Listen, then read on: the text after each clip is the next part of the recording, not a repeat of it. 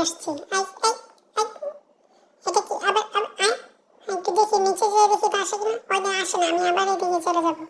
হ্যাঁ এখন এই যে ধর, এদিক দিয়ে এদিক দিয়ে, এখান দিয়ে আসবে না। দাঁড়া দেখ তোকে আমি কিভাবে নিয়ে আসি। ও আরে, কোথায় চলে আসলাম আমি? ওইটা তো সোফার উপরে। এই ঠান্ডা চলে আসছে। কেলে লিও, তুই কি দেখতেছিস? এই ঠান্ডা, আমাকে মারবি না।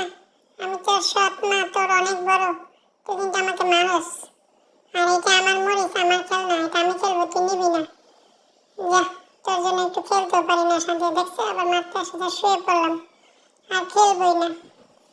আমাকে এত মারে ছেলেটা, ও জানে না আমি ওর বড়। হ্যাঁ, ওর মাও আমাকে মারতো আগে, আর ও আমাকে মারে। আমি না হয় একটু চুরি করি মাঝে মাঝে, এই জন্য কি তোরা আমাকে মারবি?